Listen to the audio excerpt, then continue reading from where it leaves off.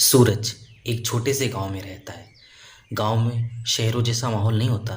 यहाँ हर कोई एक दूसरे को अच्छी तरह से जानता और पहचानता है। सूरज अभी 19 साल का हुआ है और यही तो उम्र होती है जब कुछ एहसास आपके अंदर आने लगते हैं। सूरज एक गरीब परिवार से है।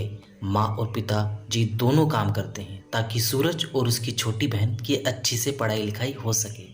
सूरज के घर के पीछे एक बरामदा है। जैसे कि गांव में घर होते हैं, थोड़े खुले हुए। सूरज अक्सर गर्मियों में छत पर सोया करता है। आज भी सूरज छत पर सोया है, लेकिन कुछ शोर की वजह से उसकी आंखें खुल जाती हैं। उठकर वो नीचे देखता है और यह पहली बार था जब उसने देखा है नेहा को। हल्के नीले रंग की सलवार सूट पहने वो अपनी मम्मी के साथ सामने वाले शर्मा जी के यहाँ आई है। वो शर्मा जी की भांजी है।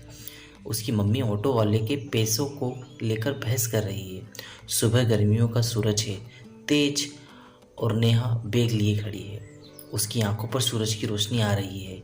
यह देखकर सूरज असली सूरज और नेहा के बीच में आ जाता है और अचानक से नेहा पर रोशनी पड़ना बंद हो जाती है और इसलिए उसका ध्यान जाता है सूरज की ओर। यह पहली बार था जब सूरज और नेहा ने एक दूसरे को देखा। अब उम्र समझो या और कुछ, लेकिन दोनों को पहली नज़र में एक दूसरे से प्यार हो गया। फिर सूरज अक्सर नेहा के घर में टकटकी बांधे देखता रहता था। नेहा के मामा जी के घर के किचन की खिड़की रोड की ओर खुलती है, इसलिए सूरज अपने घर के बाहर ही डेरा जमाए रखता है। एक दिन सूरज अपने घर की छत पर खड़ा होकर पतंग उड़ा रहा था। पतंग उड़ाते उड़ाते उसका ध्यान एकदम से सामने वाले किचन की खिड़की पर गया और उसने देखा कि नेहा खिड़की से पतंग उड़ाते उसे देख रही है।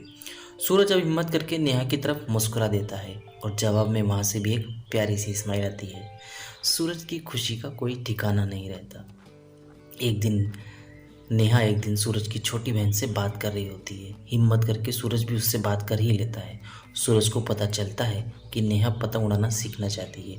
सूरज उसे सिखाने का बोलता है, लेकिन वो मना करती है क्योंकि उसकी मम्मी उसे किसी लड़के से बात करने भी नहीं देती। पतंग उड़ाना तो बहुत दूर की बात है। सूरज उसे बोलता है कि वो उसके घर के पीछे बरामदे में उसे सिखा देगा, साथ ही वहाँ सूरज की बहन भी होगी।